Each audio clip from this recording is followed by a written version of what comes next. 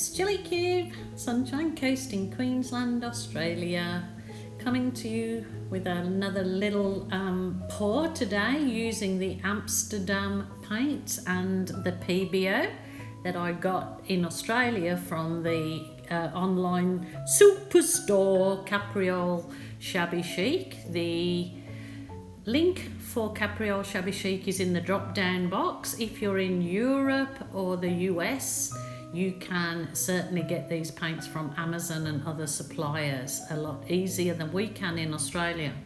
But very happy that Capriole Shabby Chic are now supplying the pebeo and the Amsterdam paints. So this was just a quick little, I think I'm doing a puddle pour. As you can see, I'm doing a voiceover, so I just wanted to be in the zone in my studio I was doing different test pours. We're using all sorts of different mediums. I had done, this was a pouring medium that I think I've used before, and it was an acrylic binder with Floetrol, just added to these paints to see what kind of effects I could get. So I am going to just let you watch the puddle pour and a little balloon kiss here and there, and show you what beauty shows itself. So enjoy.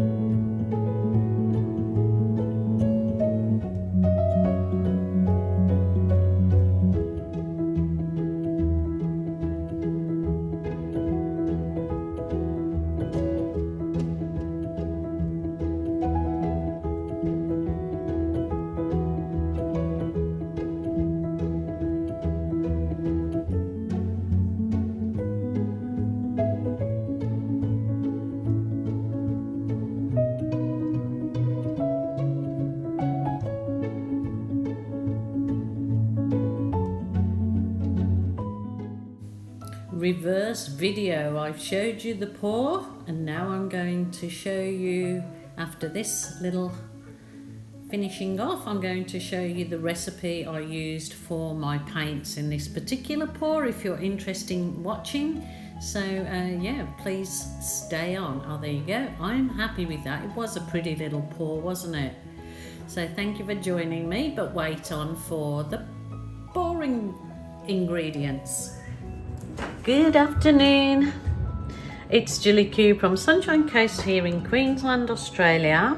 I'm going to do a little bit of paint mixing today with these paints that are now available in Australia, Amsterdam paints. And you can order them from the online store of Capriole Shabby Chic. It's a family run business, so always happy to promote family run business for sure. So they've sent me these lovely paints and I thank them very, very much, as they now got the Amsterdam paints in stock. And also that was the gecko. Okay, thank you, Mr. Gecko, or Jerry the gecko. He approves. Oh, also they've got the pebeo, so I'll be doing a test with these too.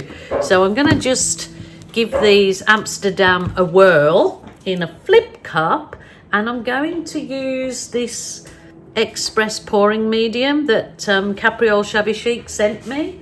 So I'm going to give it a try. So I might not use probably will use 6 colours. I was going to try today. I'll probably try it with a flip cup today, and then if I have any paints left over, I will water them down, and then I'll do a Dutch pour with them. So it says on the bottle of the pouring medium to mix mix a ratio of 2 parts pouring medium to 1 part paint, acrylic paint or ink. So I'm only mixing a small amount because I'm testing them out. So as you know, if you know me at all, I don't weigh anything. I just go by eyeball. So I would say this is like a dessert spoon of paint I'm putting in here. It's just a real good squirt of the paint. So I've added the navy, the orange, the yellow medium, and the carmine. And now for the turquoise green. So it's just like maybe a dessert spoon or a big supersized teaspoon. Who knows? I am just testing. Turquoise blue. Gorgeous colours, and they've got some absolutely gorgeous colours in the range, so check them out. I know if you're in Europe or you're in the US, you can get Amsterdam paints far easier than we could in Australia. So I know that you can get Amsterdam paints, and I know that pouring artists like the Rinska, who does a lot she does the Dutch pours. I think that I've been told that Rinska uses only the Amsterdam paints, or mostly. So it'll be interesting to see what a Dutch pour comes out with the Amsterdam paints with me doing it, so here in Australia. So I'm trying this pouring medium that I've been sent. So remember, 1 part paint, 2 parts pouring medium. So I'm just eyeballing it. I mean, if you want to get really pedantic, then, you know, by all means get your measuring Duvalaki out and, you know, measure everything. It's just not my way. I don't measure anything. I don't measure when I'm cooking. I just put it in and hope for the best. I don't even taste things before and I don't know what it is. I just wing it, and they always seem to, I've had very few meals turn out yucky because I haven't tasted them. In fact, I can't even remember. Maybe my family might, but I certainly don't. So it's just one thing that I just don't like doing, is measuring ingredients dead on, doing recipes absolutely spot on. I mean, some things in cooking, you have to, and I have with cooking maybe followed a few recipes, but then I always seem to go, oh, I'll just try a bit of this and I'll just try a bit of that added. It's just my way. It's just so keep true to yourself and do what pleases you. But if you're probably trying to get a recipe exact, then follow the directions that it gives you for amounts. I love trial and errors. Mostly errors, mine are. But I have fun doing them. Now this is obviously coming way too thick to even do a pour with, but I will add a little bit more pouring medium, then I will probably add just a bit of water to get it to a consistency to do a little cup pour. So I will spare you the boring bits.